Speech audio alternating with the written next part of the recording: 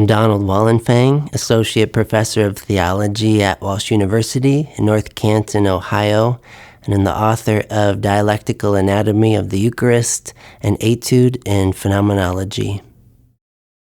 Being a Christian myself and part of the Catholic tradition, I have a real awareness of that touch point of encounter with God. And it happens in so many of our experiences, but a privileged place within the tradition of Christianity is what we call the sacrament, where the eternal life of God, the intimate presence of God, comes to meet us where we are at this intersection of spiritual and material being together. So, in my experience receiving these many sacraments in the Catholic tradition, in particular the Eucharist, over and over, I see it clearly to be one of the premier places of intimacy with God. And so I wanted to pursue questions within this territory of sacramental theology all the more because of my own personal experience and because of the prominence, I believe, of the sacramental phenomenon and experience within the whole of Christian theology.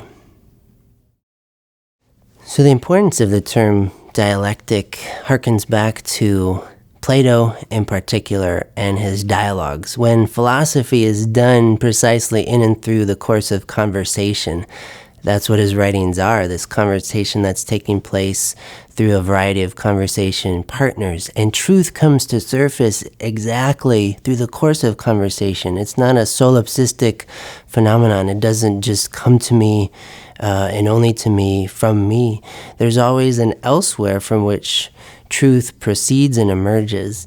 And so this idea of dialectic is rooted in that concept of truth, and also you could say Talmudic wisdom when you think about rabbinic Judaism and midrash and the rabbis in conversation one with another and playing off the conflict of interpretations, as Paul Ricoeur would put it. So I'm very much informed by the work of Paul Ricoeur and Emmanuel Levinas, this resistance of this dialectic based on like two distinct poles to be formed into a synthesis, like you might find in Hegel, where you have a thesis, an antithesis, and then a synthesis, a kind of collapse of the dialectical relationship. Or you have assertion, negation, and sublation, this Aufhebung. And so the kind of dialectical theology that I propose is very much a resistance to the closure of otherness, the closure of alterity, which itself is the condition for the possibility of encountering truth. But it's not only otherness, there's also a unity to truth that's revealed through this dialectical tension. So it's both unity and difference, the universal and the particular. Unity and plurality together seem to constitute the basic structure of truth. I think a real temptation in all confessional contexts for doing theology is this kind of closed circle or ghetto phenomenon, where there's not as much dialogue happening as there could be and should be. And so in my studies, I found it vitally important and necessary to engage a variety of conversation partners. And when I studied in the method of phenomenology in particular, I noticed that there were several different ways of doing phenomenology, two in particular. One you could call a manifestation kind of phenomenology that focused on appearance and givenness, and had this proclivity for the datum of givenness that crashed over human subjectivity. And the second way I noticed, especially with like later Heidegger into Ricoeur and Gadamer and Levinas, was this hermeneutic phenomenology, which had much more attentiveness to text, to proclamation, to witness, to prophecy, the call of the other, things like this, and itself that resisted this primacy and this dominance of manifestation and givenness. And so I really liked the kind of tension that could be had by combining these two trajectories of phenomenology to explore a religious phenomenon. And I found Ricoeur as a representative of the Reformed Christian tradition and Levinas representative of the Jewish tradition to be very instrumental to expand this kind of proclivity for manifestation alone, for the sacred alone, and to expand this into places like attention to hermeneutics, attention to text, attention to preaching, attention to ethics. So altogether, I think we retrieve and recuperate the fullness of Christian existence. The beauty of the method of phenomenology is that it puts everything at arm's reach, and it always appeals to common human experience and language. So it resists being a sort of closed theological system.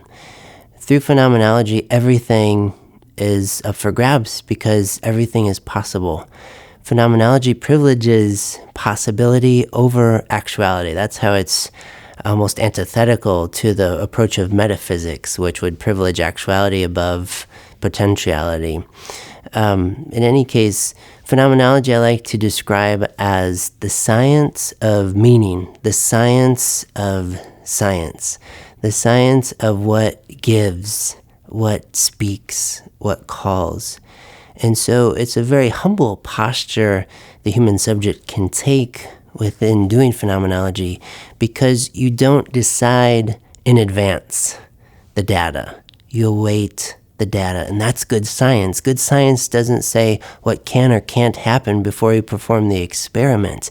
Good science remains ever open to what might show up in the course of the experience. So phenomenology is this perfect method to explore religious experience and religious phenomena, these kind of human experiences which happen at the limit of what we can quantify, what we can categorize with reason alone.